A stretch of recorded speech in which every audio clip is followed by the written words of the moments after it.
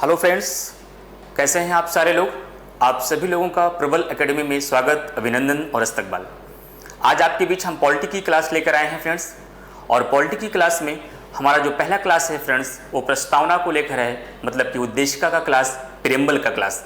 तो आइए सबसे पहले हम लोग अपने संविधान की प्रस्तावना को समझने का प्रयास करते हैं, उसके बेसिक कॉन्सेप्ट को समझते हैं। हमारे एग्जामिनेशन में उसमें बेसिक क्वेश्चन ऑब्जेक्टिव किस प्रकार से बनते हैं, उन सारी चीज़ों को समझने का प्रयास करते हैं। उसके बाद हम लोग इसके बाद में क्वेश्चन भी सॉल्व करेंगे। तो आइए स्टार्ट करते हैं आज की क्लास फ्रेंड। हम लोग प्रस्तावना के साथ आपने देखा कि मैंने ऑब्लिक लगा के उद्देशिका भी लिखा है। तो यहीं पे पहला सवाल क्रिएट हो जाता है कि प्रस्तावना को उद्देशिका क्यों कहा गया। लेकिन वो जानने से पहले सबसे पहले हम लोग समझते हैं कि व्हाट इज द प्रेम्बल, प्रस्तावना है क्या। प्रस्तावना हमारे विस्तृत संविधान का संक्षिप्त रूप है, जिसमें हमारे संविधान के उद्देश्यों, उसके आदर्शों का प्रतिबिंब झलकता है और वहीं से पूरे संविधान की सार को व्यक्त किया जाता है। लेकिन दूसरा सवाल ये उठता है फ्रेंड्स, इस प्रस्तावना को उद्देशिका क्यों कहा गया। ऐसी कौन सी परिस्थितियां विद्यमान हुई कि इस प्रस्तावना को ऑब्लिक में हम लोग उद्देशिका भी कहते हैं। कई बार एग्जामिनेशन में यह क्वेश्चन भी पूछा गया है कि प्रस्तावना को किन अन्य नामों से जाना जाता है, तो हम लोग वहां आंसर देते हैं कि प्रस्तावना को उद्देशिका भी कहा जाता है। लेकिन हमें सिर्फ इतना जानना ही नहीं है, बल्कि उपज को समझना है कि वो कैसे आया, उद्देशिका कैसे प्रस्तावना के बीच आ गया। ऐसी कौन सी परिस्थितियां हमारे संविधान में हुई। तो ध्यान रखिएगा फ्रेंड्स, जब संविधान निर्माण की प्रक्रिया चल रही थी तो 13 दिसंबर 1946 को जेएल नेहरू, पंडित जवाहरलाल नेहरू ने संविधान सभा के समक्ष एक उद्देश्य प्रस्ताव, ऑब्जेक्टिव रेजोल्यूशन प्रस्तुत किया, जिसे संविधान सभा के द्वारा 22 जनवरी 1947 को स्वीकार कर लिया गया। तो यहीं से दो ऑब्जेक्टिव क्वेश्चन बन जाते हैं। जब आप कॉन्सेप्ट से पढ़ना स्टार्ट करेंगे किसी भी टॉपिक को फ्रेंड्स, और जैसे ही आगे बढ़ेंगे तो उसके फैक्चुअल इंफॉर्मेशन अपने आप आपकी झोली में आ जाएंगे। आपने इसकी उपज को जानने का प्रयास किया कि प्रस्तावना को उद्देशिका क्यों कहा गया। तो आपको बताया गया कि 13 दिसंबर 1946 को पंडित जवाहरलाल नेहरू ने संविधान सभा में एक उद्देश्य प्रस्ताव प्रस्तुत किया, और उस उद्देश्य प्रस्ताव को संविधान सभा के द्वारा 22 जनवरी 1947 को स्वीकार किया गया, और आगे चलकर वही हमारी प्रस्तावना बनती है। इसीलिए प्रस्तावना को उद्देशिका भी कहा जाता है, क्योंकि हमारी प्रस्तावना जो है वह उद्देशिका का ही परिणाम थी। यहां तक बिल्कुल कॉन्सेप्ट क्लियर हुआ आपका। अगर अब यहीं से दो फैक्ट भी आपके एग्जामिनेशन में पूछा जाए कि पंडित जवाहरलाल नेहरू ने उद्देश्य प्रस्ताव कब प्रस्तुत किया, तो 13 दिसंबर 1946 को। संविधान सभा के द्वारा इसे कब स्वीकार किया गया, तो यहां दो डेटें आपको कंफ्यूज करती हैं, क्योंकि 22 जनवरी और 22 जुलाई को लेकर आप कंफ्यूज हो जाते हैं। तो ध्यान रखिएगा, 22 जुलाई की जो डेट है फ्रेंड्स, 22 जुलाई को हमारे जो राष्ट्रीय ध्वज है उसे स्वीकार किया गया था, उसे संवैधानिक मान्यता दी गई थी। लेकिन जो हमारा उद्देश्य प्रस्ताव था उसे संविधान सभा के द्वारा 22 जनवरी 1947 को स्वीकार किया गया, और वही आगे चलकर हमारी प्रस्तावना बनती है। तो आप यहां तक समझ गए, प्रस्तावना हमारे संविधान के विस्तृत स्वरूप का संक्षिप्त रूप है, जिसमें हमारे संविधान के आदर्श और उसके उद्देश्यों के मूल्य निहित हैं। और इसका उपज कहां से हुई, इसकी उपज 1946 से हुई, जब जवाहरलाल नेहरू ने 13 दिसंबर 1946 को उद्देश्य प्रस्ताव प्रस्तुत किया, और आगे चलकर संविधान सभा के द्वारा 22 जनवरी 1947 को इसे स्वीकार किया गया। यहां तक एकदम कॉन्सेप्ट क्लियर हो रहा। अब हम अपने आगे चलते हैं फ्रेंड्स। तो फ्रेंड्स, जैसा कि आपको पता है कि प्रस्तावना को समझने के लिए थोड़ा हमें प्रस्तावना के पाठ को पढ़ना पड़ेगा। जैसा कि अभी हाल ही में करंट में महाराष्ट्र के सरकार के द्वारा प्रार्थना में प्रस्तावना को पढ़ना अनिवार्य बना दिया है। यह पहला राज्य हमारे भारत का है, और दूसरा राज्य मध्य प्रदेश बन चुका है जिसने अपने प्रार्थना में प्रस्तावना को पढ़ना अनिवार्य बना दिया है। तो हम ऐसा उम्मीद करते हैं शायद आपको भी प्रस्तावना याद होगी। मैं प्रस्तावना को थोड़ा सा पढ़ता हूं, फिर उसके सफर को हम लोग तय करते हैं। शायद आज आप अपने संविधान के मूल सार को समझेंगे। हमारी प्रस्तावना की शुरुआत कहां से होती है फ्रेंड्स, हम भारत के लोग भारत को एक संपूर्ण प्रभुत्व संपन्न, समाजवादी, पंथ निरपेक्ष, लोकतंत्रात्मक गणराज्य बनाने के लिए उसके समस्त नागरिकों को सामाजिक, आर्थिक, राजनीतिक न्याय, विचार, अभिव्यक्ति, विश्वास, धर्म और उपासना की स्वतंत्रता। इस सफर में जब हम आगे बढ़ेंगे, अब इसके एक एक शब्दों को समझने का प्रयास करेंगे। हम अपने प्रस्तावना को समझने से पहले हम अपने प्रस्तावना के मूल तत्व को समझेंगे कि हमारे प्रस्तावना में कौन कौन से तत्व हैं। इन तत्व के अंतर्गत हमने प्रस्तावना के स्रोत को बताया है, हमारी प्रस्तावना का में हमारे संविधान के स्वरूप को बताया गया है और हमारे संविधान के उद्देश्य को बताया गया है। ये 3 तत्व हमारी प्रस्तावना के हैं। तो सबसे पहले देखते हैं कि हमारी जो संविधान का स्रोत है वह स्रोत कौन है। ये प्रश्न आपके एग्जाम में कभी-कभी पीसीएस के एग्जाम में भी ये प्रश्न पूछा गया है कि हमारे संविधान का स्रोत कौन है। तो हमारे संविधान का स्रोत जो है फ्रेंड्स वह भारत की जनता है। कौन है? भारत की जनता।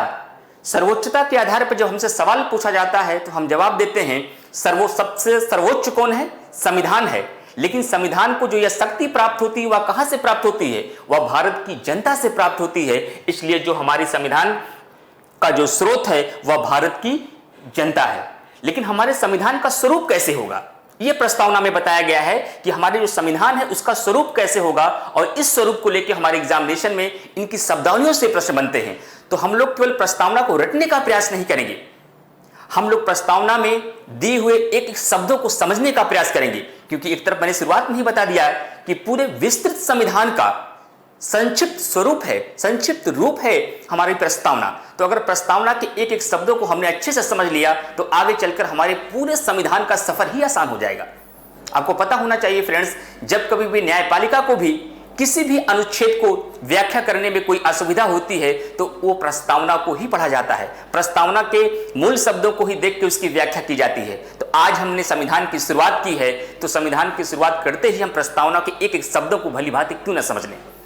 तो हमारे संविधान का जो स्वरूप होगा वह कैसा होगा, ये 5 शब्द आपको अच्छे से समझने हैं फ्रेंड्स। संपूर्ण प्रभुत्व संपन्न, समाजवादी, पंथ निरपेक्ष, लोकतंत्रात्मक और गणराज्य। मतलब कि संपूर्ण प्रभुत्व संपन्न का मतलब क्या हुआ? Sovereign country. समाजवादी सोशलिस्ट कंट्री, पंथ निरपेक्ष सेकुलर कंट्री, लोकतंत्रात्मक डेमोक्रेटिक कंट्री एंड गणराज्य मतलब कि एक रिपब्लिक होगा। यह हमारा क्या हो, इस प्रकार से हमारे संविधान का स्वरूप होगा। अब हमें इन सारे शब्दों को अच्छे से समझना है कि संपूर्ण प्रभुत्व संपन्न का मतलब क्या होता है, समाजवादी का मतलब क्या होता है, पंथ निरपेक्ष का मतलब क्या होता है, लोकतंत्रात्मक मतलब क्या होता है और गणराज्य का मतलब क्या होता है। हो सकता है जो हमारे ये पढ़ाने की तकनीक है थोड़ा सा आपको इसमें असुविधा महसूस हो कि सर हमें एग्जामिनेशन में सिर्फ क्वेश्चन को टिक लगाना है, हम इसको इतनी विस्तार में क्यों समझें। जब फ्रेंड्स हम अपने किसी भी टॉपिक को जो हमें कॉन्सेप्ट के रूप में देखते हैं तो प्रश्न को अगर घुमाया भी जाता है, उसको किसी और दूसरे टॉपिक से रिलेट किया जाता है तो हमें उसे समझने में कहीं भी कोई असुविधा नहीं होती है। तो हम आज अपनी प्रस्तावना को पढ़ते समय यह ध्यान देंगे कि अन्य टॉपिक से भी इसको हम कनेक्ट कर सकें। किस तरीके से हमारे एग्जामिनेशन में प्रस्तावना को लेकर मूल अधिकार से रिलेट करके प्रश्न पूछे जाते हैं, किस प्रकार से हमारी प्रस्तावना को लेकर के नीति निर्देशक तत्वों और मूल कर्तव्यों से रिलेट करके सवाल पूछे जाते हैं, उन सारी चीजों को हम लोग आज समझने का प्रयास करेंगे। क्यों फ्रेंड्स? क्योंकि जब आप प्रीवियस ईयर के क्वेश्चन को सॉल्व करेंगे तो आप पाएंगे फ्रेंड्स कि प्रस्तावना का प्रश्न हर बार एग्जाम में आता है और हर बार का अलग प्रश्न आता है और उसी प्रस्तावना से प्रश्न बनाया जाता है। कैसे बनाया जाता है? तो उसके कॉन्सेप्ट लेवल से प्रश्न बनते हैं। तो आज पहले हम लोग इसके कॉन्सेप्ट को समझते हैं, फिर जो इसकी फैक्चुअल इंफॉर्मेशन है वो मैं अच्छे से आपको तैयार करा दूंगा आज की ही क्लास में। तो समझते हैं कि संपूर्ण प्रभुत्व संपन्न का मतलब क्या होता है, सोवरेन का मतलब क्या होता है। पहले इसको मतलब को समझिए कि भारत को एक संपूर्ण प्रभुत्व संपन्न देश कहा गया तो इसका मतलब होता क्या है। प्रस्तावना में जो ये शब्द का उल्लेख किया गया है इसका निहितार्थ क्या है। संपूर्ण प्रभुत्व संपन्न का मतलब हुआ फ्रेंड्स ऐसा देश जो अपने आंतरिक और बाह्य फैसले लेने के लिए स्वतंत्र हो, किसी अन्य देश का उस पर कोई भी प्रभाव या अधिकार ना हो, ऐसे देश को संपूर्ण प्रभुत्व संपन्न देश कहा जाता है।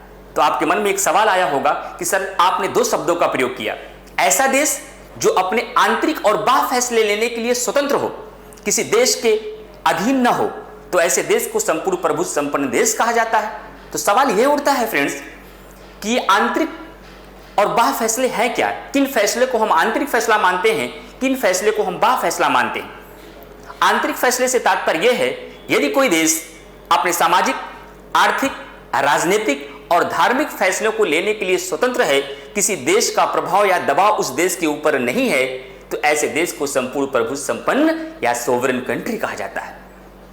बाह्य फैसला कैसे है, हमें किस देश के साथ युद्ध करना है, किस देश के साथ हमें समझौता करना है, किस देश के साथ हमें संधि करनी है, इन चीजों को निर्णय लेने के लिए यदि हम स्वतंत्र हैं, हमारा ऊपर किसी अन्य देश का दबाव नहीं है, तो we are a sovereign country. आपको याद होगा फ्रेंड्स, आदरणीय नरेंद्र मोदी ने जब 2014 में शपथ ग्रहण किया तो अपने शपथ ग्रहण के पश्चात अपनी पहली यात्रा भूटान की थी, और भूटान की यात्रा करके कहीं ना कहीं अमेरिका जैसे देश को यह संदेश दिया, we are a sovereign country, हम एक संपूर्ण प्रभुत्व संपन्न देश हैं। अमेरिका को इस बात को शायद थोड़ा सा बुरा लगा था कि शपथ ग्रहण के बाद दुनिया का सुपर पावर अमेरिका बैठा हुआ है और भारत का प्रधानमंत्री अपनी छोटे से देश भूटान की यात्रा कर रहा है, क्यों ऐसा? तो शायद ये कहीं ना कहीं भारत के द्वारा यह संदेश भी दिया गया था कि we are a sovereign country, हम एक संपूर्ण प्रभुत्व संपन्न देश हैं, हम चाहे भूटान की यात्रा करें चाहे मालदीव की यात्रा करें, इसके लिए हम स्वतंत्र हैं, हमारे ऊपर किसी का दबाव और प्रभाव नहीं है। उम्मीद करते हैं संपूर्ण प्रभुत्व संपन्न को बहुत आसानी के साथ आप समझ लिए होंगे। उसके आगे चलते हैं फ्रेंड्स। उसके बाद आती है समाजवादी। हमारे संविधान में एक समाजवादी स्वरूप की बात की गई है। अब सवाल उठता है कैसा समाजवाद? कार्ल मार्क्स का समाजवाद, जहां पे हिंसा के द्वारा हमें अपने अधिकारों को प्राप्त करना है, ऐसा समाजवाद हमारी प्रस्तावना में कहा गया है? तो ध्यान रखिएगा फ्रेंड्स, हमारे इस प्रस्तावना में जिस समाजवाद की बात की गई वह एक लोकतांत्रिक समाजवाद है। वह गांधीवादी और नेहरू की विचारधारा से प्रभावित है, न कि कार्ल मार्क्स की विचारधारा से। समाजवाद का तात्पर्य यह हुआ फ्रेंड्स कि वंचित वर्गों के कल्याण की बात की जाए, संसाधनों की असमानता को दूर किया जाए, आय की असमानता को दूर किया जाए, किसी भी संसाधन का वितरण इस प्रकार से किया जाए कि पंक्ति में खड़े हुए अंतिम व्यक्ति तक उसकी पहुंच हो सके। यह है समाजवाद। लेकिन जो आपका कार्ल मार्क्स का समाजवाद था फ्रेंड्स, उस समाजवाद में हिंसा की बात की गई थी। मजदूर तबका और जो आपका एक दूसरा तबका था, जो ऊपर का तबका था, उसके बीच संघर्ष की बात की गई थी। लेकिन भारत का समाजवाद संघर्ष की बात नहीं करता है, अपने अधिकारों को प्राप्त करना है, आय की असमानता को कम करना है, लेकिन भाईचारे के माध्यम से। क्योंकि हमारा समाजवाद मार्क्सवाद की समाजवाद की तरफ नहीं झुका है, बल्कि यह गांधीवादी और नेहरू की विचारधारा से प्रभावित है। इसलिए हमारी प्रस्तावना में जिस समाजवाद का उल्लेख किया गया है वह एक लोकतांत्रिक समाजवाद है। एकदम कॉन्सेप्ट क्लियर हो रहा है फ्रेंड्स। आगे चलते हैं हम लोग। आपका संपूर्ण प्रभुत्व संपन्न का मतलब क्लियर हुआ, समाजवादी का मतलब क्लियर हुआ। उसके बाद आता है पंथ निरपेक्ष। हमारा देश एक सेकुलर कंट्री है, पंथ निरपेक्ष देश है। सवाल उठता है कि ये इसका उल्लेख हमारे मूल संविधान में नहीं किया गया था फ्रेंड्स। सवाल उठता है कि मूल संविधान से तात्पर्य क्या है? मूल संविधान का मतलब जब हमारा संविधान बन के तैयार हुआ, जब अंगीकृत हुआ, जब अधिनियमित हुआ, जब हमने आत्मार्पित किया, जब इसे पारित किया गया, वह दिन वह तारीख कौन सी है फ्रेंड्स? 26 नवंबर 1949 को वह हमारा मूल संविधान है। जब हम संविधान की टर्मिनोलॉजी में यह कहें कि मूल संविधान, आप तुरंत समझेगा कि 26 नवंबर 1949 की बात की जा रही है। और हमारे 26 नवंबर 1949 में इन शब्दों का उल्लेख नहीं किया गया था। और यह कब किया गया, अभी कुछ देर में एकदम कॉन्सेप्ट आपका क्लियर होगा। पहले समझते हैं कि पंथ निरपेक्ष से तात्पर्य क्या है। पंथ निरपेक्ष से तात्पर्य यह हुआ फ्रेंड्स, जब जिस देश का कोई राजकीय धर्म नहीं होता, ऐसे देश को एक धर्म निरपेक्ष या पंथ निरपेक्ष देश कहा जाता है। सवाल उठता है कि अगर किसी देश का कोई राजकीय धर्म नहीं है, इसका मतलब जो राज्य है वह धर्म का विरोध करता है? नहीं फ्रेंड्स, ये कंफ्यूजन आपको नहीं रखना है। इसका तात्पर्य यह हुआ, यदि किसी देश का राजकीय धर्म नहीं है, इसका मतलब वह राज्य धर्म के मामले में तटस्थ है। हमारे संविधान में धर्म को सुरक्षा भी दी गई है, स्वतंत्रता भी दी गई है। जब हम लोग पढ़ेंगे मूल अधिकार, तो मूल अधिकार में आर्टिकल 25 से लेकर 28 तक धर्म की स्वतंत्रता की बात की गई है। और यहां पंथ निरपेक्ष का मतलब यह हुआ कि हमारे देश का कोई राजकीय धर्म नहीं होगा, और राजकीय धर्म न होने से तात्पर्य यह है कि जो राज्य है वह धर्म के मामले में तटस्थ होगा, न तो उसकी मनाही करेगा और न ही उसमें सहयोग करेगा। एकदम क्लियर हो रहा है कॉन्सेप्ट फ्रेंड्स। आगे चलते हैं हम लोग। लोकतंत्रात्मक डेमोक्रेटिक कंट्री, तो शायद आपको अब्राहम लिंकन का वह कथन याद आ रहा होगा, जनता के द्वारा जनता के लिए शासन। जहां पे वास्तविक सत्ता जनता में निहित होती है, ऐसे देश को लोकतांत्रिक देश डेमोक्रेटिक कंट्री कहा जाता है। ऐसा स्वरूप है हमारे संविधान का। यह बात कहां उल्लेखित है? ये हमारी प्रस्तावना में उल्लेखित है फ्रेंड्स। आगे चलते हैं। गणराज्य, ये बहुत ही इंपॉर्टेंट शब्द है फ्रेंड्स कि गणराज्य का मतलब क्या हुआ। जहां का राष्ट्राध्यक्ष, जैसे भारत का राष्ट्राध्यक्ष राष्ट्रपति है, भले ही उसके हाथों में वास्तविक शक्तियां नहीं है, वास्तविक शक्तियां भारत के प्रधानमंत्री के हाथों में होती है, लेकिन जो भारत का, जब यदि किसी देश का राष्ट्राध्यक्ष अप्रत्यक्ष रूप से निर्वाचित होता है तो ऐसे देश को रिपब्लिक कंट्री कहा जाता है। अगर इसके मूल कॉन्सेप्ट को आप समझना चाहते हैं फ्रेंड्स, आप एक शब्द दूसरे शब्दों में कह सकते हैं, ऐसा देश जहां का राष्ट्राध्यक्ष वंशानुगत ना होकर के निर्वाचित होता है, ऐसे देश को रिपब्लिक कंट्री कहा जाता है। और जैसा कि आपको पता है, India is a republic country, Bharat एक गणराज्य है। भारत एक गणराज्य है क्योंकि यहां वंशानुगत रूप से शासन नहीं है, यहां चुनाव के द्वारा सीमित समय के लिए किसी व्यक्ति को शक्ति प्रदान की जाती है। तो आपने अपने पूरे संविधान के स्वरूप को समझ लिया कि संपूर्ण प्रभुत्व संपन्न का मतलब क्या हुआ, समाजवादी का मतलब क्या हुआ, पंथ निरपेक्ष का मतलब क्या हुआ, लोकतंत्रात्मक का मतलब क्या हुआ और गणराज्य का मतलब क्या हुआ। इन सब के अलावा हमारी प्रस्तावना में हमारे संविधान के कुछ उद्देश्यों को बताया गया है। उद्देश्य कौन कौन से हैं? उद्देश्यों में न्याय को बताया गया है, स्वतंत्रता को बताया गया है, समता को बताया गया है, एकता और अखंडता को बताया गया है, बंधुता को बताया गया है और व्यक्ति की गरिमा को बताया गया है। सवाल उठता है, इन शब्दों को अगर एक बार डिस्क्राइब कर दिया जाएगा तो शायद पूरे प्रस्तावना को समझना आपके लिए बहुत आसान हो जाएगा। तो शॉर्ट में इसको हम लोग समझते हैं, क्या मतलब है न्याय और स्वतंत्रता और समता का। हमारे प्रस्तावना में 3 प्रकार के न्याय की बात की गई है फ्रेंड्स। कौन कौन से? सामाजिक, आर्थिक और राजनीतिक। कितने प्रकार की न्याय? 3 प्रकार की न्याय। समझिए, यही से आपका ऑब्जेक्टिव क्वेश्चन बना और पीसीएस 2018 की पीटी प्री में यह क्वेश्चन पूछा गया कि हमारे संविधान का जो उद्देश्य है उसमें न्याय को बताया गया है। कितने प्रकार के न्याय? 3 प्रकार के न्याय, सामाजिक, आर्थिक और राजनीतिक। सवाल उठता है, सामाजिक न्याय से तात्पर्य क्या है? सामाजिक न्याय का तात्पर्य यह हुआ फ्रेंड्स कि समाज में किसी भी आधार पर, रंग के आधार पर, जाति के आधार पर, लिंग के आधार पर कोई भी भेदभाव किसी भी व्यक्ति के साथ नहीं किया जाएगा। उनके लिए सामाजिक न्याय को अपनाया जाएगा। आर्थिक न्याय की क्या बात है कि सभी व्यक्तियों में जो आय है, जो संपत्ति है, उसका वितरण समान रूप से किया जाएगा, उसकी असमानता को दूर करने का प्रयास किया जाएगा और आय के आधार पर किसी भी व्यक्ति के साथ कोई भी भेदभाव नहीं होगा। और राजनीतिक न्याय से तात्पर्य हुआ फ्रेंड, किसी भी ऑफिस में या किसी भी राजनीति के स्थान पर सभी व्यक्ति को समान अवसर पहुंचने के लिए वहां पर मिलेंगे। इस प्रकार से हमारे प्रस्तावना में 3 प्रकार की न्याय की बात की गई है, सामाजिक, आर्थिक और राजनीतिक न्याय। और एक बहुत बढ़िया प्रश्न यहीं से बनता है फ्रेंड्स, ये आईएएस तक में ये प्रश्न पूछा गया है कि हमारी प्रस्तावना में निहित सामाजिक, आर्थिक और राजनीतिक न्याय की चर्चा प्रस्तावना के अलावा अन्य किस जगह पे उल्लेखित है। तो ध्यान रखिएगा फ्रेंड्स, जब हम लोग नीति निर्देशक तत्व पढ़ेंगे तो वहां आपको आर्टिकल 38 पढ़ाया जाएगा। यही सामाजिक, आर्थिक और राजनीतिक न्याय की चर्चा वहां नीति निर्देशक तत्वों को बहुत विस्तार में किया गया है। तो ऐसा प्रश्न रिलेट करता है। देखिए, हम लोग पढ़ के आ रहे हैं प्रस्तावना, लेकिन यदि हम प्रस्तावना को नीति निर्देशक तत्व से कनेक्ट नहीं कर पाए तो हमारे एग्जाम में क्वेश्चन गलत हो सकते हैं। यदि प्रस्तावना को हम अपने मूल अधिकार से कनेक्ट नहीं कर पाए तो हमारे क्वेश्चन गलत हो सकते हैं। यदि प्रस्तावना को हम अपने मूल कर्तव्य से कनेक्ट नहीं कर सकते हैं तब भी हमारे प्रश्न गलत हो सकते हैं। सवाल उठता है कि सर ऐसे और भी प्रश्न बन सकते हैं? ऐसे क्या प्रस्तावना में उल्लेखित कुछ और भी शब्द हैं जिनका उल्लेख प्रस्तावना के अलावा अन्य जगहों पर किया गया है? तो ध्यान रखिएगा फ्रेंड्स, इसके बाद हमारे संविधान में स्वतंत्रता की बात की गई है और यह स्वतंत्रता जो है विचार, अभिव्यक्ति, धर्म और उपासना की जो स्वतंत्रता दी गई है, कितने प्रकार की? हमारे संविधान में 5 प्रकार की स्वतंत्रता दी गई है। विचार, धर्म, उपासना और अभिव्यक्ति की स्वतंत्रता दी गई है और इसी स्वतंत्रता का व्यापक रूप से उल्लेख हमारे संविधान के मूल अधिकार में आर्टिकल 19 में किया गया है। तो ऐसा भी प्रश्न पूछा गया है कि हमारी प्रस्तावना में उल्लेखित स्वतंत्रता का उल्लेख प्रस्तावना के इतर और कहां पे किया गया है? तो हमारे मूल अधिकार के आर्टिकल 19 में किया गया है।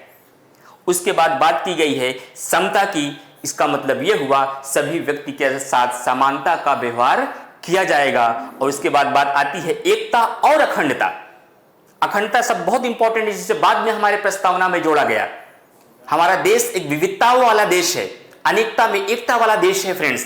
तो हमारे देश में इन विविधताओं के साथ अनेकता में एकता बनी रहे, इसलिए हमारी प्रस्तावना में एकता और अखंडता की बात कही गई है। और इसके साथ आपस में भाईचारे के साथ अपने देश को प्रगति की ओर लेकर चलें, इसलिए हमारे प्रस्तावना में बंधुता की बात कही गई है। इन सब के अलावा एक महत्वपूर्ण बात फ्रेंड्स, हमारे संविधान में व्यक्ति की गरिमा, डिग्निटी ऑफ पर्सन, की भी बात कही गई है और इसका व्यापक रूप से उल्लेख आर्टिकल 21 में प्राण एवं दैहिक स्वतंत्रता जहां हम पढ़ते हैं, जहां पे मेनका गांधी केस पढ़ते हैं, वहां पे किसी भी व्यक्ति को गरिमापूर्ण जीवन जीने का अधिकार भी दिया गया है, जिसे मौलिक अधिकार में बहुत विस्तार से बताया गया है। और इसी एकता और अखंडता की बात को हमारे मौलिक कर्तव्य में भी जोड़ा गया है। तो प्रश्न ऐसे भी बन सकता है, अगर संपूर्ण रूप से पूरे प्रश्न को बनाया जाए तो ऐसा कहा जा सकता है कि हमारी प्रस्तावना में उल्लिखित सामाजिक, आर्थिक और राजनीतिक न्याय, स्वतंत्रता, एकता और अखंडता का उल्लेख और किस जगह पर किया गया है। तो ध्यान रखिएगा, हमारी प्रस्तावना में उल्लिखित सामाजिक, आर्थिक और राजनीतिक न्याय की बात हमारे नीति निर्देशक तत्व में की गई है। स्वतंत्रता की बात का विस्तार से उल्लेख हमारे मूल अधिकार में किया गया है। एकता और अखंडता का उल्लेख हमारे मौलिक कर्तव्य में किया गया है। इस प्रकार से फ्रेंड्स, हम उम्मीद करते हैं बड़ी आसानी के साथ एक एक शब्दों को आपने पूरी अपनी प्रस्तावना को समझा होगा कि हमारी प्रस्तावना के अंतर्गत कि उसका हमारे संविधान का स्रोत क्या था, हमारे संविधान का स्वरूप कैसा है और हमारे संविधान में जो हमें उद्देश्य दिए गए हैं वह उद्देश्य कैसे है। अब आपको सवाल बताते हैं, पीसीएस 2018 में किस प्रकार से पूछा गया। एक तरफ लिखा गया कि कितने प्रकार की न्याय, कितने प्रकार की समता, कितने प्रकार की स्वतंत्रता का उल्लेख हमारे संविधान में किया गया है, और दूसरी तरफ क्रम से संख्या लिखी गई और मैच द फॉलोइंग आपके एग्जाम में क्वेश्चन आ गया और पीसीएस जैसे एग्जाम में का क्वेश्चन था। लेकिन आप इस तरीके से अगर किसी टॉपिक को पढ़ेंगे तो बड़ी आसानी के साथ सारे क्वेश्चन को आप टैकल कर सकते हैं। दौर बदल रहा है फ्रेंड्स, क्वेश्चन के ट्रेंड बदल रहे हैं, तो ट्रेंड के हिसाब से हमें अपने पढ़ाई की रणनीति को भी बदलना होगा, वरना कंपटीशन को बीट करना थोड़ा मुश्किल हो जाएगा। लेकिन हम एक बेहतर रणनीति के साथ किसी भी सब्जेक्ट को अगर पढ़ेंगे तो शायद सिलेक्शन लेना भी बहुत आसान हो जाएगा। तो आपने देखा फ्रेंड्स कि किस प्रकार से संविधान के उद्देश्य को मैंने आपको समझाया, एक टॉपिक को, उसके बाद स्वरूप को बताया, अब स्रोत को बताया। अब आइए हम इसके कुछ फैक्चुअल इंफॉर्मेशन की तरफ पढ़ते हैं फ्रेंड्स। एक नेक्स्ट नया पेज लेते हैं। तो ध्यान दीजिएगा फ्रेंड्स, अब मैंने इसके कॉन्सेप्ट को आपको समझा दिया, लेकिन इसको लेकर के कुछ फैक्चुअल इंफॉर्मेशन को लेकर के हमारे एग्जामिनेशन में कुछ प्रश्न पूछे जाते हैं। जब प्रस्तावना का निर्माण हुआ फ्रेंड्स, तो इसको लेकर के हमारे संविधान की न्यायपालिका में दो बहुत महत्वपूर्ण वाद हुए। वो दो ये वाद क्या हुए थे फ्रेंड्स? 1960 का बेरुबारी वाद और 1973 में केशवानंद भारती बनाम केरल राज्य, केशवानंद भारती बनाम केरल राज्य, 1973 का वाद। ये दो वाद आपके एग्जाम के लिए बहुत ही इंपॉर्टेंट है। आइए जरा विस्तार से समझते हैं। 1960 में फ्रेंड्स एक बेरुबारी वाद होता है। इस वाद में सर्वोच्च न्यायालय यह फैसला सुनाती है, preamble is the not a part of the constitution, प्रस्तावना संविधान का भाग नहीं है, अर्थात इसमें कोई भी संशोधन नहीं किया जा सकता, इसमें कोई भी अमेंडमेंट नहीं किया जा सकता। क्योंकि समय के साथ साथ जब परिस्थितियां धीरे धीरे बदली तो उसी प्रस्तावना में, क्योंकि परिवर्तन तो ये प्रकृति का नियम है कि समय के साथ साथ आपने खुद अपने आप में कितने परिवर्तन देखे होंगे अपनी लाइफ में। पहले आप कौन सा मोबाइल यूज करते थे, फिर आप स्मार्टफोन पे आए, आज आप हम लोगों के सामने ऑनलाइन क्लास में अपने मोबाइल पे आप क्लास पढ़ रहे हैं, क्लास ले रहे हैं, आप सिविल की क्लास कर रहे हैं, वनडे की क्लास कर रहे हैं। तो समय के साथ साथ आपकी जरूरतें बदली तो आपको चीजें को भी बदलना पड़ा। उसी तरीके से जब 1947 के 1949 में जब हमारा संविधान बनकर तैयार हुआ, जैसे जैसे हम आगे बढ़े तो कुछ हमें प्रस्तावना में परिवर्तन करने की जरूरत हुई। जब परिवर्तन करने की जरूरत हुई तो सवाल उठा कि इसमें कुछ संशोधन भी करना चाहिए। तो उसी के संबंध में जब 1960 में बेरुबारी वाद आता है तो सर्वोच्च न्यायालय इसमें फैसला सुनाता है कि प्रस्तावना संविधान का भाग नहीं है, अतः इसमें संशोधन नहीं किया जा सकता है। तो ये बहुत बढ़िया प्रश्न आपके एग्जाम में बनता है, निम्नलिखित में से किस वाद के तहत प्रस्तावना को संविधान का भाग नहीं माना गया था? तो 1960 के बेरुबारी केस में यह बात कही गई थी, प्रस्तावना को संविधान का भाग नहीं माना गया। लेकिन उसके 13 साल बाद एकदम 1973 में एक बहुत ही महत्वपूर्ण फैसला है, कभी मौका मिलेगा तो अकेले का पूरा वाद ही समझेगा हम लोग। क्या है केशवानंद भारती बनाम केरल राज्य का वाद? हमारे संविधान में इतना महत्वपूर्ण क्यों है ये? जब कभी वो वक्त आएगा तो हम लोग वहां पे पढ़ेंगे फ्रेंड्स। अभी यहां समझिए कि केशवानंद भारती बनाम केरल राज्य 1973 के बाद में 13 साल बाद न्यायालय ने फिर अपने फैसले को चेंज करते हुए कहा, preamble is the part of constitution, प्रस्तावना संविधान का भाग है, अतः अनुच्छेद 368 के तहत इसमें संविधान संशोधन किया जा सकता है, लेकिन ध्यान रहे कि इसके मूल ढांचे में परिवर्तन नहीं होना चाहिए, इसके बेसिक स्ट्रक्चर में परिवर्तन नहीं होना चाहिए, लेकिन इसमें कुछ शब्दों को आप जोड़ सकते हैं, कुछ परिवर्तन कर सकते हैं। ये किस केस में हुआ? ये 1973 के केशवानंद भारती बनाम केरल राज्य में हुआ। तो आपके एग्जाम में क्वेश्चन क्या बनेगा? निम्नलिखित में से किस वाद में प्रस्तावना को संविधान का भाग माना गया? तो 1973 के केशवानंद भारती बनाम केरल राज्य में प्रस्तावना को संविधान का भाग माना गया था, लेकिन 1960 के बेरुबारी वाद में प्रस्तावना को संविधान का भाग नहीं माना गया। अब सवाल उठता है, जब यह अथॉरिटी हमें न्यायपालिका की तरफ से मिल गई कि प्रस्तावना संविधान का भाग है, अतः इसमें संशोधन किया जा सकता है, तो क्या संशोधन किया गया है? बिल्कुल किया गया। और इसी के तहत एक बहुत महत्वपूर्ण अमेंडमेंट हमारे संविधान में होता है, 42वां संविधान संशोधन। फ्रेंड्स, क्या होता है? 42वां संविधान संशोधन होता है, जिसे हम लघु संविधान की तरफ के नाम से जानते हैं। इसे हम मिनी कॉन्स्टिट्यूशन कहते हैं फ्रेंड्स। और इसी 42वें संविधान संशोधन के तहत हमारी प्रस्तावना में 3 शब्द जोड़े गए: समाजवाद, पंथनिरपेक्ष और अखंडता।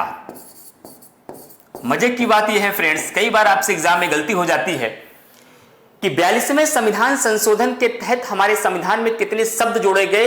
कई बार बच्चे 4 शब्द बताते हैं, तो ध्यान रखिएगा 3 शब्द जोड़े गए हैं। कौन कौन से? समाजवाद, पंथनिरपेक्ष और अखंडता।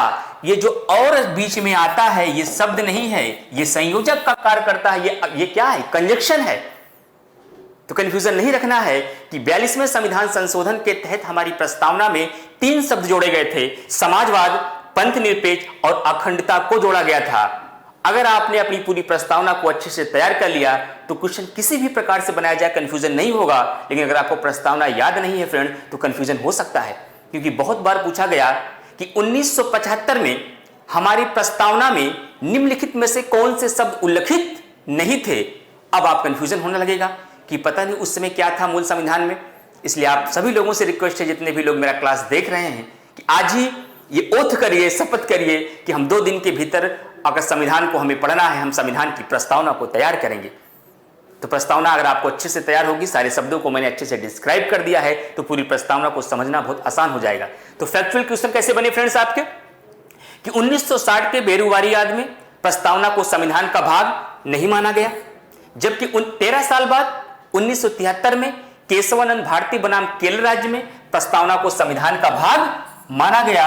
और इसके तहत क्या कहा गया कि प्रस्तावना में अमेंडमेंट किया जा सकता है, संशोधन किया जा सकता है, लेकिन ध्यान रहे उसके मूल ढांचे में परिवर्तन नहीं किया जा सकता। लेकिन उसी के आगे चलकर 6 साल बाद जब 42वां संविधान संशोधन 1976 होता है, इसके तहत हमारी प्रस्तावना में 3 शब्द जोड़े जाते हैं, समाजवाद, पंथनिरपेक्ष और अखंडता। यहां तक बिल्कुल एकदम कॉन्सेप्ट क्लियर हो रहा है फ्रेंड्स। कुछ और बेसिक बातें हैं जो मुझे बिल्कुल शुरुआत में ही बता देना चाहिए था, लेकिन कॉन्सेप्ट रूप में हम लोग समझने के लिए इसको मैंने छोड़ करके रखा था। अब उस थोड़ा सा बेसिक कॉन्सेप्ट को आप उससे और भी समझ लीजिए। प्रस्तावना को लेकर के आपके पहला सवाल, खासकर वनडे एग्जामिनेशन वाले बच्चे ध्यान दें। वनडे एग्जामिनेशन में पहला सवाल बनता है, यहां से 2 शब्द बहुत महत्वपूर्ण हैं, खासकर अमेरिका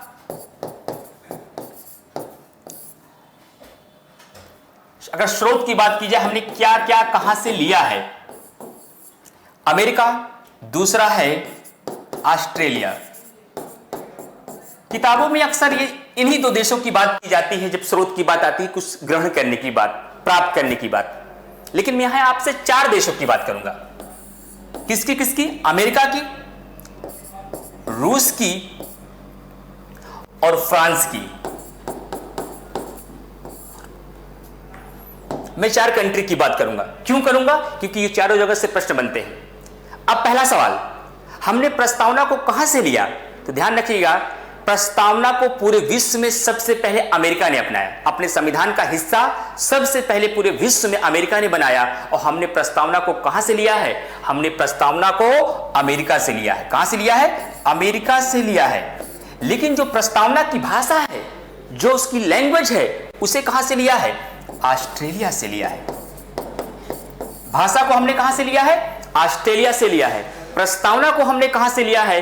अमेरिका से लिया है, लेकिन जो हमारी प्रस्तावना में 3 प्रकार के न्याय थी, सामाजिक न्याय, आर्थिक न्याय और राजनीतिक न्याय, इन 3 प्रकार के न्याय को हमने कहां से लिया है? रूस की क्रांति 1917 से लिया है। क्या क्या लिया है? सामाजिक, आर्थिक और राजनीतिक। सामाजिक, आर्थिक और राजनीतिक न्याय। यह प्रश्न आपके एग्जाम में पूछा गया है कि सामाजिक, आर्थिक और राजनीतिक न्याय की अवधारणा को हमने कहां से लिया है? रूस की क्रांति 1916 से लिया है, 1917 से लिया है। लेकिन उसी प्रस्तावना में समता, स्वतंत्रता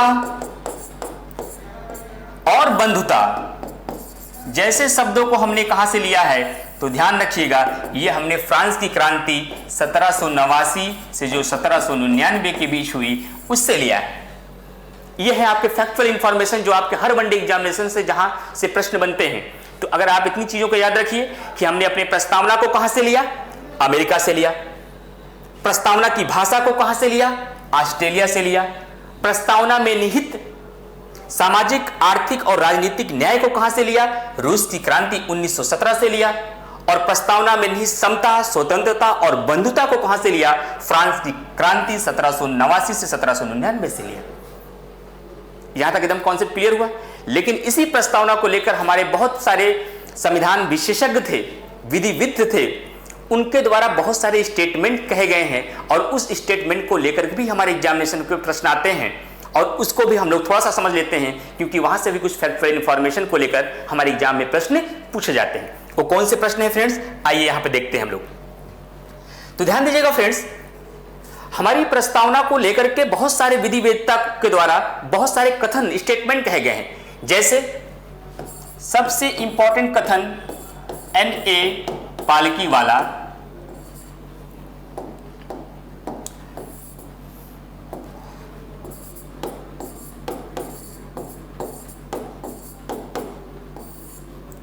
उसके बाद अल्लादी कृष्णास्वामी अय्यर, इनके द्वारा। उसके बाद K.M. मुंशी। उसके बाद ठाकुरदास भार्गव,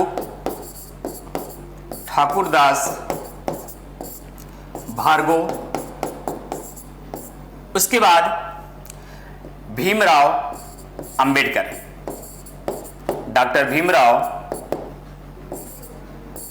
अंबेडकर।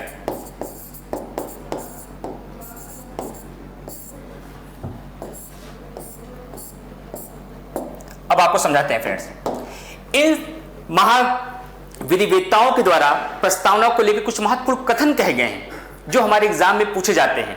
N.A. पालकीवाला का जो कथन है वो महत्वपूर्ण है। N.A. पालकीवाला ने इसे क्या कहा फ्रेंड्स?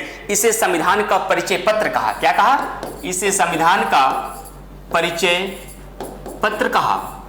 जबकि अल्लादी कृष्णास्वामी अय्यर ने इसे दीर्घकालिक सपनों का विचार कहा। दीर्घकालिक सपनों का विचार कहा। दीर्घकालिक सपनों का विचार कहा। और K.M. मुंशी ने इसे हमारी संविधान की जन्म कुंडली कहा। जन्म कुंडली कहा। अब सवाल उठता है, दीर्घकालिक सपनों के विचार से तात्पर्य क्या है? क्योंकि अल्लादी कृष्णास्वामी अय्यर कहना चाहते थे कि हमारी प्रस्तावना के द्वारा ही हमारे दीर्घकालिक हमारे उद्देश्यों को पता चलता है कि दीर्घ काल तक हमारा शासन किस प्रकार से होगा, हमारा देश किस दिशा में जाएगा, यह हमें प्रस्तावना बताती है। इसलिए अल्लादी कृष्णास्वामी अय्यर जो प्रारूप समिति के सदस्य भी थे, इन्होंने कहा हमारी प्रस्तावना दीर्घकालिक सपनों का विचार है। N.A. पालकीवाला ने कहा हमारी प्रस्तावना हमारे संविधान का परिचय पत्र है। और K.M. मुंशी ने कहा, यह भी प्रारूप समिति के आपके झंडा समिति के भी सदस्य रहे, उन्होंने इसको जन्म कुंडली बताया। जबकि ठाकुरदास भार्गव ने कहा कि preamble is the soul of constitution, प्रस्तावना संविधान की आत्मा है। प्रस्तावना संविधान की आत्मा है। अब यहीं पर एक बहुत महत्वपूर्ण कंफ्यूजन आता है, प्रश्न नहीं कंफ्यूजन। जैसे ही मैंने संविधान की आत्मा का नाम लिया तो आप कहेंगे सर कहीं ये बात और भी सुनी ही, ये तो हमने भीमराव अंबेडकर के परिप्रेक्ष्य में सुना है। तो ध्यान रखिएगा, भीमराव अंबेडकर ने आर्टिकल 32 संवैधानिक उपचारों का जो अधिकार था उस अनुच्छेद को संविधान की आत्मा माना था, जबकि ठाकुरदास भार्गव ने प्रस्तावना को संविधान की आत्मा कहा है। अब सवाल उठता है तो भीमराव अंबेडकर ने प्रस्तावना को क्या कहा है? तो भीमराव अंबेडकर ने प्रस्तावना को पवित्र दस्तावेज कहा है। क्या कहा है फ्रेंड्स? पवित्र दस्तावेज कहा है। इस प्रकार से अब आपने देखा फ्रेंड्स कि पूरे की पूरी प्रस्तावना से जितने कॉन्सेप्ट लेवल के प्रश्न थे, जितने आपके ऑब्जेक्टिव लेवल के प्रश्न थे, उन सारे प्रश्नों को आपने देखा। लेकिन एक खास बात यह थी कि जिस प्रकार से हमारी प्रस्तावना में हमारे संविधान के उद्देश्यों, उसके आदर्श, उसके मूल्यों का उल्लेख किया गया है, पूरे संविधान के विस्तृत रूप का सार दिया गया है, उसी तरीके से हमारी प्रस्तावना में यह भी बताया गया है कि हमारा संविधान कब बनकर तैयार हुआ, हमारा संविधान के कुछ संक्षिप्त रूपों की भी बात की गई है, हमारे संविधान की शुरुआत कहां से होती है, अर्थात हम भारत के लोग, be the people of India, इससे हमारे संविधान की शुरुआत हुई है। यह प्रश्न भी आपके एग्जाम में पूछा जाता है, क्योंकि जो पूरी प्रस्तावना है वो कहां से शुरू होती है और कहां पे खत्म होती है। एक बार आप सुने और कोशिश करें कल आप भी इसको सुना सकें। हम भारत के लोग भारत को एक संपूर्ण प्रभु संपन्न समाजवादी पंथ निरपेक्ष लोकतंत्रात्मक गणराज्य बनाने के लिए उसके समस्त नागरिकों को सामाजिक, आर्थिक, राजनीतिक न्याय, विचार, अभिव्यक्ति, विश्वास, धर्म और उपासना की स्वतंत्रता, प्रतिष्ठा और अवसर की समानता प्राप्त करने के लिए, प्रतिष्ठा और अवसर की समानता प्रदान करने के लिए, व्यक्ति की गरिमा, राष्ट्र की एकता और अखंडता को सुनिश्चित करने वाली बंधुता को बढ़ाने के लिए दृढ़ संकल्प होकर अपनी इस संविधान सभा में आज तारीख 26 नवंबर 1949 को इस संविधान को अंगीकृत, अधिनियमित और आत्मार्पित करते हैं। और इसी लास्ट शब्दों से बहुत 3-4 महत्वपूर्ण प्रश्न बनते हैं। आपके एग्जाम में कई बार यह सवाल पूछा जाता है कि हमारा संविधान बनकर तैयार कब हुआ, हमारा संविधान अंगीकृत कब हुआ, हमारा संविधान आत्मार्पित कब हुआ, हमारा संविधान पारित कब हुआ। इन सारे उलझनों का केवल एक ही जवाब है, 26 नवंबर 1949। आप तब तक 26 जनवरी 1950 उत्तर नहीं लगाएंगे फ्रेंड्स, जब तक आपसे यह न पूछा जाए कि हमारी संविधान को कब क्रियान्वित या कब लागू या कब आविर्भाव किया गया। जब इन 3 शब्दों का प्रयोग किया जाएगा तब आप जवाब में कहेंगे 26 जनवरी 1950, वरना आप चाहे संविधान कब बनकर तैयार हुआ, कब पारित हुआ, कब अंगीकृत हुआ, कब अधिनियमित हुआ या कब आत्मार्पित हुआ, इन सारे सवालों का एक ही जवाब होगा 26 नवंबर 1949। केवल 5 मिनट की क्लास में पूरी प्रस्तावना के ऑब्जेक्टिव रूप से मैं आपके सामने रिवीजन करता हूं, ताकि सारे इसके ऑब्जेक्टिव प्रश्न को आप कलेक्ट कर पाए और इसके कॉन्सेप्ट को एक बार से वीडियो और देख के अच्छे से इसका आप नोट्स बनाइए। जैसे प्रश्न कहां से बनेंगे, हमारी प्रस्तावना की शुरुआत कहां से होती है, हम भारत के लोग से होती है। हमारी प्रस्तावना को कहां से लिया गया है, अमेरिका के संविधान से लिया गया है। हमारी प्रस्तावना की भाषा को कहां से लिया गया है, ऑस्ट्रेलिया से लिया गया है। हमारी प्रस्तावना में सामाजिक, आर्थिक और राजनीतिक न्याय को कहां से लिया गया है, रूस की क्रांति 1917 से लिया गया है। हमारी प्रस्तावना के समता, स्वतंत्रता और बंधुता शब्द को कहां से लिया गया है, फ्रांस की क्रांति 1789 से लिया गया है। किस वाद में प्रस्तावना को संविधान का भाग नहीं माना गया, बेरुबारी केस 1960 में। किस केस में प्रस्तावना को संविधान का भाग माना गया, केशवानंद भारती बनाम केरल राज्य 1973 में। हमारी प्रस्तावना में अब तक कितनी बार संशोधन हुआ है, केवल एक बार। यह प्रश्न आपके एग्जाम में पूछा गया है। तो कब यह संशोधन हुआ है, 42वां संविधान संशोधन 1976 में हुआ है। और तब कितने शब्दों को जोड़ा गया था, 3 शब्दों के। कौन कौन से, पंथ निरपेक्ष, समाजवाद और अखंडता जैसे शब्दों को जोड़ा गया था। और उसके बाद आपके सवाल बनेंगे, हमारी प्रस्तावना में कितने प्रकार के न्याय हैं, 3 प्रकार से। और इन 3 प्रकार को न्याय को ध्यान रखना है। कई बार ऐसा प्रश्न पूछा जाता है कि निम्नलिखित में से किस प्रकार के न्याय का उल्लेख हमारी प्रस्तावना में नहीं किया गया है, सामाजिक, आर्थिक, राजनीतिक और धार्मिक। तो आपको बताना है कि वहां पे धार्मिक न्याय की बात नहीं की गई है। और कितने प्रकार की समान स्वतंत्रता की बात की गई है, 5 प्रकार की स्वतंत्रता, विचार, अभिव्यक्ति, विश्वास, धर्म और उपासना की स्वतंत्रता। ये आपको सब चीजें याद रखनी है, किसी यही से कॉन्सेप्ट लेवल पे आपसे एग्जाम में प्रश्न पूछे जाते हैं। ये सारी चीजों को आपको याद रखना है। अब सीधा आपसे पूछा जाएगा इसके स्टेटमेंट से संबंधित प्रश्न कि किसने प्रस्तावना को दीर्घकालिक सपनों का विचार कहा? अल्लादी कृष्णा स्वामी अय्यर ने। किसने इसे जन्म कुंडली कहा? के.एम. मुंशी ने। किसे इसे संविधान का परिचय पत्र कहा? एन.ए. पालिकी वाला ने। किसे इसे संविधान की आत्मा कहा? ठाकुरदास भार्गव ने। और किसने इसे प्रस्तावना को पवित्र दस्तावेज कहा? तो संविधान निर्माता डॉक्टर भीमराव अंबेडकर। संविधान को किसने बनाया? तो इसका जवाब आपको कभी ये नहीं देना है डॉक्टर भीमराव अंबेडकर, इसका जवाब आपका होगा संविधान सभा। कई बार बच्चों में कंफ्यूजन रहता है जब कई ऐसे ही ऑब्जेक्टिव क्वेश्चन इंटरव्यू में पूछ लिए जाते हैं कि संविधान को बनाया किसने, तो आपके मुंह से सीधा डॉक्टर भीमराव अंबेडकर निकलता नहीं। संविधान सभा ने बनाया हमारे पूरे संविधान को। जब आगे मौका मिलेगा हम लोग बहुत डिटेल में उन सारी चीजों को पढ़ेंगे। और उसके बाद आपने सारे जो भी और इसके क्वेश्चन थे बेसिक ऑब्जेक्टिव रूप में, वो सारे मैंने डिस्कस कर लिए। और उसके बाद कभी कभी ऐसा प्रश्न पूछा जाता है कि हमारे प्रस्तावना में उल्लिखित सामाजिक, आर्थिक और राजनीतिक न्याय और स्वतंत्रता, एकता और अखंडता का उल्लेख प्रस्तावना के अलावा कहां पे किया गया है? तो ध्यान रखिएगा, सामाजिक, आर्थिक और राजनीतिक न्याय की बात हमारे नीति निर्देशक तत्व के अनुच्छेद 38 में किया गया है। गरिमापूर्ण जीवन जीने की बात प्रस्तावना के अलावा कहां किया गया है? तो अनुच्छेद 21 में प्राग एवं दैहिक स्वतंत्रता में मेनका गांधी केस में इसके विस्तार से वर्णन किया गया है। जो 5 प्रकार की स्वतंत्रता है उसका उल्लेख प्रस्तावना के अलावा कहां किया गया है? तो ये उल्लेख आपका हमारे आर्टिकल 19 में मूल अधिकार में किया गया है। और एकता और अखंडता की उल्लेख कहां किया गया है? तो मूल कर्तव्य में किया गया है। तो इस प्रकार से उम्मीद करते हैं फ्रेंड्स पूरी प्रस्तावना के कॉन्सेप्ट को आप अच्छे से समझ गए होंगे और सारे फैक्चुअल और ऑब्जेक्टिव क्वेश्चन भी आप अच्छे से बना लिए होंगे। मैं उम्मीद करता हूं आपको क्लास करके अच्छा लगा होगा और पूरी क्लास समझ में भी आई होगी। आपको मिलते हैं नेक्स्ट वीडियो में इसके सारे ऑब्जेक्टिव क्वेश्चन के प्रैक्टिस के साथ। Thank you all of you.